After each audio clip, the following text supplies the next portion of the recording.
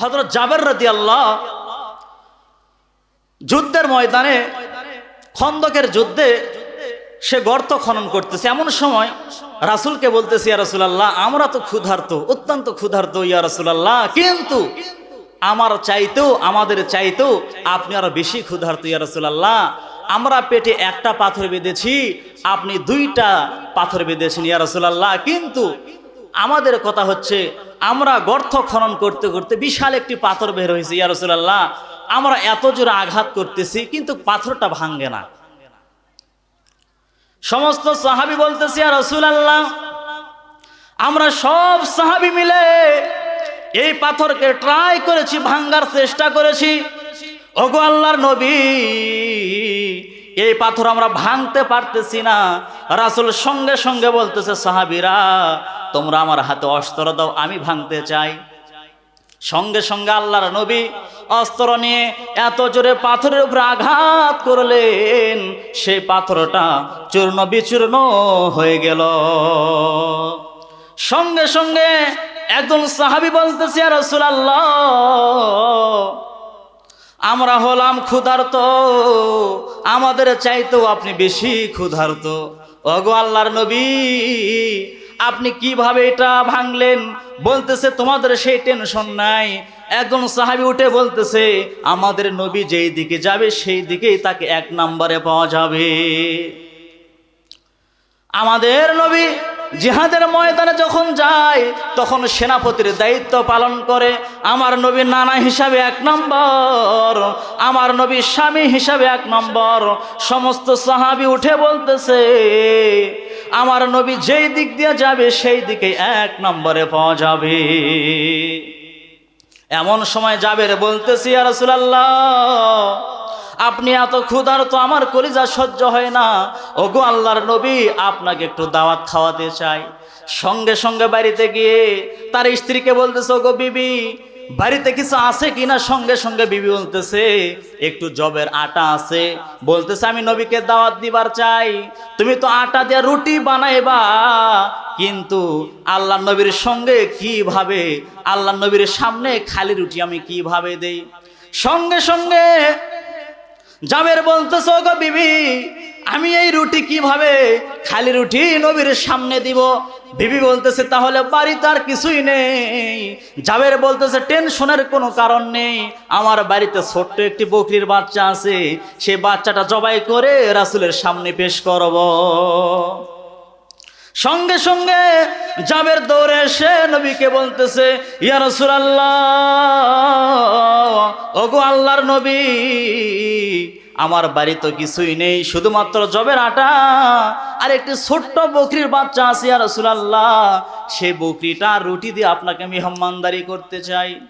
সঙ্গে সঙ্গে রাসূল বলতেছে, ও আমার সাহাবীরা, জাবের আমাকে দাওয়াত দিয়েছে, সেই সঙ্গে সবার ওই দাওয়াত রইল।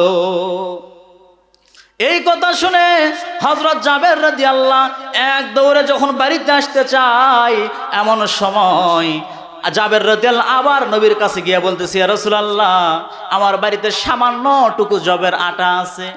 ওগো আল্লাহর নবী, সামান্য আটা রয়েছে আর সামান্য একটু গোশত হবে, কারণ ছোট বকরির বাচ্চা। ওগো আল্লাহর নবী, আপনি সবাইকে দাওয়াত দিলেন, কিন্তু সবার তো হবে না। সঙ্গে সঙ্গে রাসূল বলতেছে, ওয়ামা মিন দাব্বাতিন ফিল আরদি ইল্লা আলাল্লাহি রিজকুহা। খাওয়ানোর মালিক কে? খাওয়ানোর মালিক কে? সব কিছুর ক্ষমতার মালিক কে? সঙ্গে সঙ্গে বিশ্বনবী বলতেছে, জাবের, তুমি টেনশন করো না, বরং তুমি রুটি যখন তৈরি করবে ওই রুটি তুমি পাতিলের মধ্যে রাখবে, কিন্তু পাতিলের ঢাকনা তুমি আলোক করবে না। ও জাবের, তুমি যে বকরির বাচ্চা জবাই করেছো, ওই বকরির বাচ্চা রান্না করার পরে তুমি আর কি করবে না, ওই ঢাকনা তুমি খুলবে না, ওইভাবে রেখে দিবে। হযরত জাবের রাদিয়াল্লাহু দাওয়াত দিয়ে এসে বিবিকে বলতেছে, বিবি, আমরা ছোট্ট বকরির বাচ্চা জবাই করি। সঙ্গে সঙ্গে তার বিবি বলতেছে, আমাদের দুইটা সন্তান। কয়টা সন্তান? আমাদের দুইটা সন্তান। একটার বয়স হলো 6 থেকে 7 বছর, আর একটার বয়স হলো কেবল 3 থেকে 4 বছর। তাহলে বাচ্চারা ছোট না? একদম ছোট বাচ্চা। হযরত জাবের বলতেছে আমার ছোট বাচ্চার হলো ওই বকরির বাচ্চা, খুব আদরের বাচ্চা। আমি যদি জবাই করি, ওই ছোট্ট বাচ্চা ঘুম থেকে ওঠার পরে বলবে আব্বু আমার বকরির বাচ্চা কোথায়? তখন আমরা কি বলবো? সঙ্গে সঙ্গে বিবি বলতেছে আল্লাহর নবীকে দাওয়াত দিয়েছো, কারণ আমরা আল্লাহর নবীকে কলিজার চাইতেও বেশি ভালোবাসি। সঙ্গে সঙ্গে হযরত জাবের রাদিয়াল্লাহু বলতেছে তাড়াতাড়ি বকরিটা জবাই করতে হবে। বকরি জবাই করা শেষ, এমন সময় ছোট্ট বাচ্চা ওঠে, বড় ভাইকে বলতেছে বড় ভাই আমার বকরির বাচ্চা কোথায়? সঙ্গে সঙ্গে বড় ভাই বলতেছে তোমার বকরির বাচ্চা আব্বু তো জবাই করছে। সঙ্গে সঙ্গে ছোট বাচ্চা বলতেছে বড় ভাই আব্বু তো জবাই করলো, আমার বকরির বাচ্চা কিভাবে জবাই করলো? সঙ্গে সঙ্গে জাবেরের বড় সন্তান বলতেছে যদি শুনবার চাও, যদি দেখতে চাও তাহলে এই দিকে তুমি আসো। দুইজনই কিন্তু ছোট বাচ্চা। এমন সময় জাবেরের বড় সন্তান হাতের মধ্যে ছুরি নিয়ে ছোট ভাইকে বলতেছে এখানে তুমি শোও, আমি তোমাকে দেখাবার চাই কিভাবে বকরির বাচ্চা জবাই করেছে। সঙ্গে সঙ্গে হযরত জাবেরের ছোট সন্তান যখন সেখানে শুইছে, বড় সন্তান না বুঝে যখন ছোট ভাইয়ের গলায় ফোঁস দিয়েছে, সঙ্গে সঙ্গে জাবেরের ছোট সন্তান দুনিয়া থেকে বিদায় হয়ে চলে গেছে। এমন সময় হযরত জাবের বাহিরে এসে দেখতেছে তার ছোট্ট সোনামণি ময়না পাখির নিথর দেহ বাহিরে পড়ে আছে। এমন সময় জাবের বলতেছে এইটা কেমনে হলো? তার সোনার টুকরার সন্তানের লাশটা বুকের মধ্যে নিয়ে বিবিকে বলতেছে বিবি এমন একটি ঘটনা ঘটেছে, আমার কলিজা সহ্য পাচ্ছে না, তারপরও সহ্য করতে হবে, কারণ আল্লাহর নবীকে আমি দাওয়াত দিয়েছি, জীবনের প্রথম আল্লাহর নবী আমার বাড়িতে আসবে। সঙ্গে সঙ্গে বিবি বলতেছে স্বামী এমন কি হয়েছে? বলতেছে আমাদের সন্তান তো এইভাবে মরুভূমির মধ্যে পড়ে আছে। সঙ্গে সঙ্গে বিবি কান্না করতেছে। এমন সময় জাবের বলতেছে এইভাবে কান্না করো না, কারণ ইন্নাল্লাহা মা'আস সাবিরিন, ধৈর্যশীলদের সঙ্গে কে আছে? আল্লাহ আছে। সঙ্গে সঙ্গে জাবের বলতেছে এইভাবে কান্না করার কোনো দরকার নাই, তুমি বরং চুপ থাকো, নবী যদি এসে দেখে তুমি কান্না করতেছো আল্লাহ নবী অনেক কষ্ট পাবে যে জাবের এইরকম ভাবে ঘটনা ঘটেছে, তারপরও তুমি আমার দাওয়াত দিছো কেন? সঙ্গে সঙ্গে জাবের বলতেছে বিবি বাড়ির পাশে বাড়ির ওই পারে উঠান আছে, তুমি এক কাজ করো কম্বল দিয়ে ঢেকে এই সন্তানকে তুমি থুয়ে আসো। তাহলে দেখেন আল্লাহ নবীর ভিতরে আল্লাহ নবীর প্রেম জাবেরের কলিজার মধ্যে কেমন। ছোট্ট সন্তান দুনিয়া থেকে বিদায় হয়ে চলে গেছে, তারপরেও রাসূলকে দাওয়াত দিয়েছে, বলতেছে আল্লাহ নবী জানে কিছুই জানে না, বরং তুমি ওই লাশটাকে চাদর দিয়ে বাড়ির পিছনে রাখো। আপনারা বলেন তো জাবের কি তার সন্তানকে চাদর দিয়ে ঢাকতেছে নাকি তার কলিজার মধ্যে চাপা দিচ্ছে? তার কলিজার মধ্যে কিন্তু চাপা দিচ্ছে। জোরে বলেন কথা ঠিক কিনা? কিন্তু তার আশা আল্লাহ নবী জীবনে আমার বাড়িতে আসেনি, নবী আমার বাড়িতে আসবে এইটা প্রকাশ করা যাবে না। সঙ্গে সঙ্গে জাবের ভাবতেছে আমার ছোট্ট সন্তান সোনামণি দুনিয়া থেকে বিদায় হয়ে চলে গেল, আমার বড় সন্তান কোন জায়গায় গেল? এমন সময় ডাকতেছে আর বলতেছে আব্দুল্লাহ, ও বাবা তুমি কোথায়? বাবা আব্দুল্লাহ তুমি আসো। সঙ্গে সঙ্গে আব্দুল্লাহ ভাবতেছে আমার ছোট ভাইকে তো আমি মেরে ফেলেছি, এইটা যদি আমার বাবা জানতে পারে আমার বাবা আমাকেও দুনিয়াতে বেঁচে রাখবে না। সঙ্গে সঙ্গে জাবের যখন মদিনার মরুভূমিতে ঘুরতেছে, এমন সময় ওই জাবেরের বড় সন্তান লম্বা একটু খেজুর গাছ পেয়েছে, ওই খেজুর গাছের উপরে মাথায় চড়ে গেছে। এমন সময় জাবের ডাকতেছে, তার সন্তান কথা শোনে না। জাবের ডাকতেছে, তার সন্তান কথা শুনতেছে, কিন্তু গাছ থেকে নামতেছে না। জানে যদি নামি তাহলে আমার বাবা তার মতন আমাকেও মেরে ফেলবে, আমাকে আমার বাবা ছাড়বে না। সঙ্গে সঙ্গে জাবের যে মাত্র মুখ ঘুরাইছে, এমন সময় জাবেরের বড় সন্তান ভাবতেছে, আমি যদি এইভাবে গাছের উপর থাকি, যদি আমার বাবা আসে আর গাছের উপরে যদি আমাকে দেখতে পায়, তাহলে আমার বাবা আমাকে বেঁচে রাখবে না। সঙ্গে সঙ্গে ওই ছোট্ট সন্তান জাবেরের বড় ভাই, জাবেরের বড় সন্তান গাছ থেকে যখন নামতে চায়, সে গাছ থেকে হঠাৎ যখন পড়ে যায়, সেও পড়ে গেছে। এমন সময় জাবের দৌড়ে এসে দেখতেছে তার বড় সন্তান সেখানে পড়ে আছে, ডাকতেছে, আব্দুল্লাহ, আব্দুল্লাহ, ও আব্দুল্লাহ, তুমি কোথা গো বাবা? কোলের মধ্যে নিয়ে দেখতেছে আব্দুল্লাহ ও দুনিয়া থেকে বিদায় হয়ে চলে গেছে। সঙ্গে সঙ্গে আল্লাহর নবী এমন সময় রওনা দিবে। এই সময় জাবের আল্লাহর নবীকে দেখতে পাচ্ছে আসতেছে, ওই বড় সন্তানকে নিয়ে এক দৌড়ে বিবির কাছে গিয়ে বলতেছে, বিবি, তুমি যেন মন খারাপ করো না, আমি আগেই বলতেছি তুমি যেন মন খারাপ করো না, আল্লাহ হয়তোবা আমাদেরকে বড় ধরনের পরীক্ষা করতেছে। ও বিবি, আমাদের ছোট্ট সন্তান সোনামণি দুনিয়া থেকে বিদায় হয়ে চলে গেছে। ও বিবি, আর এই যে বড় সন্তান নিয়ে এসেছি, সেও দুনিয়া থেকে বিদায় হয়ে চলে গেছে। সঙ্গে সঙ্গে তার বিবি হাউমাউ করে কান্না করতেছে, বলতেছে, এত জোরে কান্না করো না, নবীকে আমি দেখতে পেয়েছি, আল্লাহ নবী আসতেছে। ও বিবি, তুমি কান্না করো না। সঙ্গে সঙ্গে জাবের বলতেছে, আমাদের ছোট সন্তানকে যেখানে তুমি চাদর দিয়ে ঢেকে রেখেছো, ওইখানে এই বড় সন্তানকেও তুমি ঢেকে রাখো। সঙ্গে সঙ্গে জাবের রাদিয়াল্লাহু বাইরে এসে দেখতেছে আল্লাহর নবী একেবারে নিকটে চলে এসেছে। বলতেছে, ওগো আল্লাহর নবী, আহলান সাহালান, আসেন, আপনি আসেন, আপনার জন্যে আমরা অপেক্ষা করতেছি। যেই মাত্র আল্লাহর নবী আসছে, আসার পরে সমস্ত সাহাবীদেরকে, ঘরের মধ্যে তো জায়গা হয় না, আমাদের মতন কি সেই সময় বিল্ডিং ছিল নাকি? ওই সময় ওই রকম ঘরে আল্লাহ নবীকে বসতে দিয়েছে। কিছু সাহাবী ঘরের মধ্যে নবী সহ বসেছে, আর সমস্ত সাহাবী বাহিরে বসে আছে। এমন সময় আল্লাহ নবী বলতেছে, জাবের, আমি যে তোমাকে ওই যে বলেছিলাম রুটি তৈরি করবা, তবে ঢাকনা তুমি আলোক করবা না, আমি তোমাকে বলেছিলাম খাসির গোশত রান্না করবা, তবে তুমি ঢাকনা আলোক করবা না। সঙ্গে সঙ্গে জাবের বলতেছি, ইয়া রাসূলুল্লাহ, আপনার কথা মতন আমি রেখেছি, আমি ঢাকনা আলোক করি নাই, ওইভাবে আমি রেখে দিয়েছি।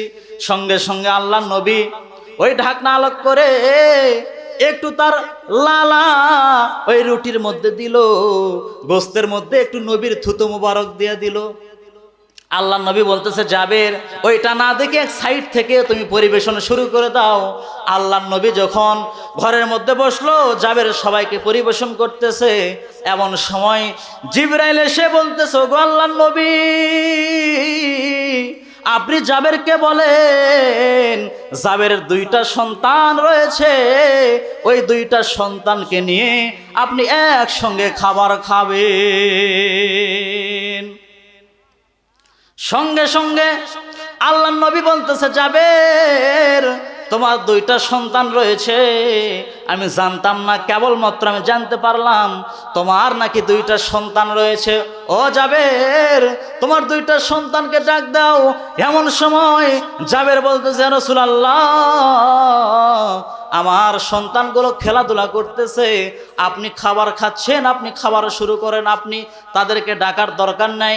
ওগো আল্লাহর নবী, তারা এখানে আসলে আপনাকে ডিস্টার্ব করবে।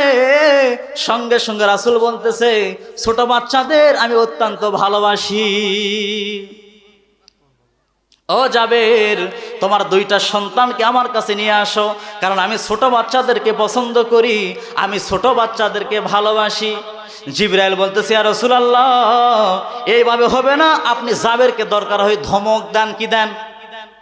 ওগো আল্লাহর নবী, আপনি জাবেরকে ধমক দেন, আপনি ধমক দিয়ে বলেন, তোমার দুইটা সন্তান কোথায়?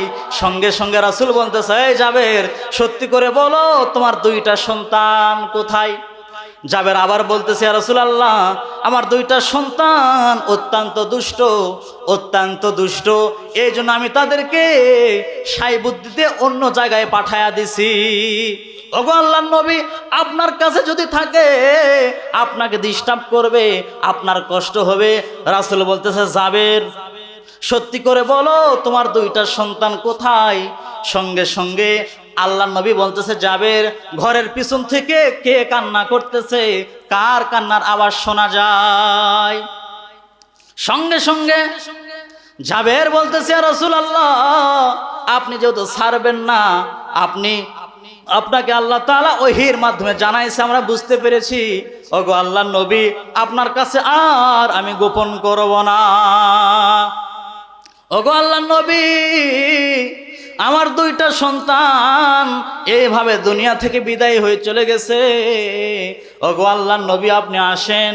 সঙ্গে সঙ্গে নবীকে সঙ্গে নিয়ে হযরত জাবের ঘরের পিছনে যাওয়ার পরে দেখতেছে তার দুইটা সোনামণি, সোনার টুকরা সন্তানের লাশ চাদর দিয়ে ঢেকে রাখছে। এমন সময় নবী বলতেছে চাদরটা টান দাও। যেই মাত্র চাদর টান দিয়েছে, নবী বলতেছে জাবের, তুমি বাবা ঠিকই আছে, কিন্তু এত নিষ্ঠুর বাবা আমি কোনোদিন দেখি নাই। সঙ্গে সঙ্গে জাবের বলতেছে ইয়া রাসূলুল্লাহ, আপনি আমার বাড়িতে আসবেন। আপনি যদি এই দুঃখের কথা শোনেন, তাহলে অনেক কষ্ট পাবেন, এগুলা দাওয়াত ছিন্ন ভিন্ন হয়ে যাবে। ওগো আল্লাহর নবী, আপনাকে আমি এতই ভালোবাসি, দুইটা সন্তান যদি মরে চলেও যায় তাহলে আমার কোনো আপত্তি নাই, কিন্তু আপনাকে আমি মেহমানদারি করাতে চাই। তাহলে দেখেন হযরত জাবের রাদিয়াল্লাহু বিশ্ব নবীকে কেমন ভালোবাসে। তার দুইটা সন্তান দুনিয়া থেকে বিদায় হয়ে চলে যাচ্ছে, তারপরেও হযরত জাবের বলতেছে ইয়া রাসূলুল্লাহ, আমার দুইটা সন্তান চলে যায় যাক, আমার কোনো আপত্তি নাই, কিন্তু আপনি আমার বাড়িতে আসবেন আর দুঃখের কথা শুনবেন। যখন আপনি শুনবেন আপনি কষ্ট পাবেন, তখন আর মেহমানদারি ঠিক মতন হবে না ইয়া রাসূলুল্লাহ, এই জন্য আপনাকে এগুলা বলি নাই। সঙ্গে সঙ্গে বিশ্বনবী বলতেছে জাবের, তোমাকে কে বলেছে তোমার দুইটা সন্তান দুনিয়া থেকে বিদায় হয়ে চলে গেছে? বলতেছি ইয়া রাসূলুল্লাহ, আমি দেখতেছি আমার একটা সন্তানকে জবাই করা হয়েছে, আর একটা সন্তান খেজুর গাছ থেকে পড়ে দুনিয়া থেকে বিদায় হয়ে চলে গেছে। আল্লাহ নবী বলতেছে জাবের, তোমার দুই সন্তানের গা থেকে চাদর টান দাও। যে মাত্র টান দিয়েছে, নবী আমার বড় সন্তানের গায়ের উপরে, বুকের উপরে ডান হাত, আর ছোট্ট সন্তানের উপরে বাম হাত দিয়ে বলতেছে, এ জাবেরের সন্তান, তোমরা দুনিয়া থেকে বিদায় হওনি, আল্লাহর হুকুমে তোমরা জীবিত হয়ে যাও, কারণ আল্লাহ হুকুম দিয়েছে তোমরা দুইজন আমার সঙ্গে নাস্তা করবে, খাবার খাবে। এ জাবেরের সন্তান, তোমরা দুইজন ওঠো, আল্লাহর হুকুম, তোমরা দুইজন ওঠো, তোমরা দুইজন উঠে আমার সঙ্গে খাবার খাবে। সঙ্গে সঙ্গে ওই জাবের দুইটা সন্তান উঠে, এক ভাই নবীর ডান গালে চুমা দেয়, আর এক ভাই নবীর বাম গালে চুমা দেয়। সঙ্গে সঙ্গে নবী বলতেছে, ওগো আল্লাহ, জাবের দুইটা সন্তান পুরস্কার পেল, আর তার রেজাল্ট কি? সঙ্গে সঙ্গে আল্লাহ বলতেছে, হাবিব আপনি জানায়া দেন, সবাইকে জানায়া দেন, আমাকে ভালোবেসে আমাকে যারা মহব্বত করবে, যতই তারা বিপদের মধ্যে থাকুক, যতই তাদের উপরে জেল জুলুম হোক না কেন, যতই তাদেরকে অত্যাচার করা হোক না কেন, যতই তাদেরকে মারুক না কেন, আমি আল্লাহ বলে দিলাম, তারা মরার সঙ্গে সঙ্গে তাদেরকে আমি আল্লাহ তাআলা 8টা জান্নাতের দরজা খুলে দিব।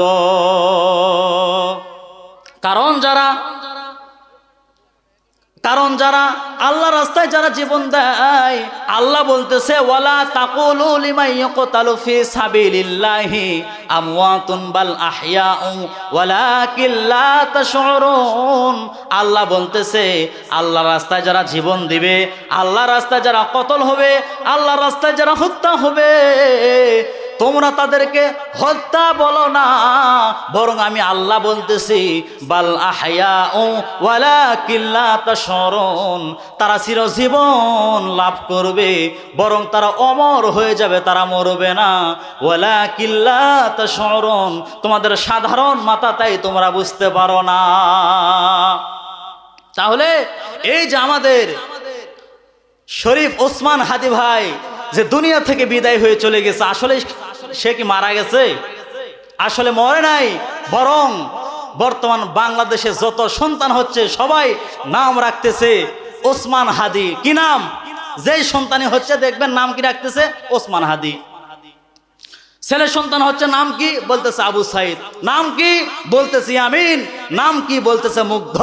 বরং তারা মরে নাই, আল্লাহ বলতেছে তারা চিরজীবন লাভ করে। জোরে বলেন কথা ঠিক কিনা? তাহলে আল্লাহর রাস্তায় যারা জীবন দেবে তারা কখনোই হত্যা হবে না, এটা হত্যা নয়। আল্লাহর রাস্তায় যারা জীবন দিল তারা জান্নাতের মধ্যে গেল। জোরে বলেন সুবহানাল্লাহ। তাহলে আমি যেটা বলতেছি, ইয়া আইয়ুহাল্লাযীনা আমানুত্তাকুল্লাহ হাক্কা তুকাতিহি ওয়ালা তামুতুন্না ইল্লা ওয়া আনতুম মুসলিমুন। তাহলে কয় বিষয় গেল? দুই বিষয় গেল। তাহলে আরেকটা বিষয় হলো হাক্কা তুকাতিহি, ভয় করার মতন কি করা লাগবে? ভয় করতে হবে। আমরা যখন মসজিদের মধ্যে ঢুকি ওই সময় আমরা কি করি? আল্লাহ রাব্বুল আলামিনকে বেশি বেশি স্মরণ করি, তাই না? যখন আমরা মসজিদ থেকে বাহির হয়ে যাই তখন আপাতত কি কিছুক্ষণের জন্য আল্লাহকে ভুলে যাই। ফজরের সময় গেলাম, নামাজ পড়লাম, ইবাদত করলাম, আবার যখন বাহির হলাম তখন আর কি নাই? আর খেয়াল নাই। আবার যখন জোহরের আজান দিল তখন এই জোহরের নামাজ পড়া লাগবে, ওই সময় কি করে? মসজিদের মধ্যে যায়, আল্লাহকে স্মরণ করে। তাহলে এইটা কি ভয়? আমাদের অন্তরের ভিতরে সব সময় আল্লাহ রাব্বুল আলামিনের কি থাকতে হবে? ভয় থাকতে হবে। কই আমার কোনো টেনশন নাই, আমি মৃত্যুকে ভয় করি না। কি করি না? আমার কোনো টেনশন নাই, আমার কোনো ভয় নাই। তাহলে আমাদেরকে বুঝতে হবে আমরা দুনিয়া থেকে বিদায় হবই হব, কারণ আমাদেরকে একদিন কি করা লাগবে? যাওয়া লাগবে। হুমকি দিচ্ছে বগুড়া থেকে এসে 10 মিনিটের মধ্যে তোমাকে আমি সাইজ করব। কয় মিনিট? 10 মিনিটের মধ্যে তোমাকে সাইজ করব। এই হুমকি দিয়ে কেবল রাস্তায় উঠতেছে তেমাতা তিন মাথা, এই দিক থেকে উঠতেছে, দুই দিক থেকে ভুটভুটে এসে এমন ভাবে মারছে একেবারে কি 6 ভাঙ্গা। কয় ভাঙ্গা? 6 ভাঙ্গা। কেবল কি করছে? বলতেছে 10 মিনিটের মধ্যে তোমাকে সাইজ করব। 6 ভাঙ্গা হয়ে হাসপাতালের মধ্যে গিয়ে কি আছে? একেবারে এমন ভাবে ব্যান্ডেজ করেছে রোবটের মতন হয়ে গেছে। কিসের মতন? একেবারে রোবটের মতন শুয়ে আছে। যেই বেচারাকে হুমকি দিছে তোমাকে 10 মিনিটের মধ্যে সাইজ করব, সে আবার শুনতে পেয়ে 250 গ্রাম আঙ্গুর নিছে। কতটি? 250 গ্রাম আঙ্গুর নিয়ে সেই ব্যক্তির কাছে গিয়ে বলতেছে, ভাইজান আমাকে তো তুমি হুমকি দিলা 10 মিনিটের মধ্যে সাইজ করবা, ক্ষমতার মালিক কে? বলতেছে আল্লাহ। কি বলতেছে? বলতেছে আল্লাহ। বলতেছে আগে কোথায় ছিলা? বলতে বুঝতে পারি নাই। ওই বলতেছে আর আঙ্গুর খালি মুখের মধ্যে শিলা দিচ্ছে, খা। ওই তো রোবটের মতন কি ক্যাথ হইয়া পড়ে আছে, কিছুই করার পারতেছে না। এটা আসলে কি নয়? আল্লাহর ভয় নয়। কারণ আগে কিন্তু কি করছে? হুমকি দিছে। যেই মাত্র হাসপাতালের মধ্যে গেছে বলতেছে সমস্ত ক্ষমতার মালিক আল্লাহ। কারণ আমরা বাংলাদেশের মানুষ এমন অবস্থা যে যখন ঠেলায় পড়ি তখন বলি আল্লাহ। কি পড়ি? যখন ঠেলায় পড়ি তখন বলি আল্লাহ। যেই আমি কি করলাম? ভালো, তখন আর কি নাই? আর আল্লাহর নাম নাই। আপনি মনে করেন সেই আদমদিঘি থেকে, কোথায় থেকে? আদমদিঘি থেকে আপনি আসতেছেন একাই পথ। কি পথ? কেউ নাই আপনার সঙ্গে, মানুষও নাই, গাড়িও নাই, লাইটও নাই, বাতিও নাই, কোনো কিচ্ছু নাই। আপনি আসতেছেন, আপনি শুধু বাড়িতে আসা পর্যন্ত আপনি বলছেন আল্লাহ আল্লাহ, ইয়াসিন ওয়াল কোরআনুল হাকিম। হ্যাঁ, বিভিন্ন দোয়া আপনি পড়তেছেন, দোয়া সূরা ফাতিহা, বিভিন্ন দোয়া পড়তেছেন আল্লাহ আল্লাহ। কেউ নাই আল্লাহ। হঠাৎ যদি শব্দ কি হলো রে, লাভ দিয়ে আপনি উঠতেছেন, আবার মনে হচ্ছে কি হয়ে যাচ্ছে, এমন অবস্থা। তাহলে দেখেন ওই লোকটা কি করতেছে? আসতেছে আর বলতেছে আল্লাহ আল্লাহ। যেই মাত্র বাড়িতে ঢুকছে, ঢোকার পরে বলতেছে আহারে বাঁচলাম বিবিরে, একটুর জন্য বাঁচলাম। তখন কি? তখন বাড়িতে ঢোকার পরে কিন্তু কি বলতেছে না আর আল্লাহ বলতেছে না। ওই সময় কি? আল্লাহ শেষ। বাড়িতে ঢুকলো, সঙ্গে সঙ্গে বলতেছে আল্লাহ আমাকে কি করলো, বাঁচালো, এই কথা বলতেছে না, এই কথা বলতেছে না, বলতেছে বিবি আমি বাঁচলাম রে, সঙ্গে সঙ্গে সে খালাস। তাহলে এইটা ভয় নয়, হাক্ক তুকাতিহি, যথাযথ ভয় করতে হবে, সব সময় আল্লাহ রাব্বুল আলামিনকে ভয় করতে হবে। যে কথা আমি বললাম, যদি কোনো ভুল ভ্রান্তি হয়ে থাকে আল্লাহর হস্তে আমাকে মাফ করে দিবেন। যে কথাগুলো বললাম আল্লাহ রাব্বুল আলামিন আমাকে আপনাকে সবাইকে আমল করার তৌফিক দান করুন। ওয়া আখির দাওয়ান আনিল হামদুলিল্লাহি রাব্বিল আলামিন। আসসালামু আলাইকুম ওয়া রাহমাতুল্লাহি ওয়া বারাকাতুহু।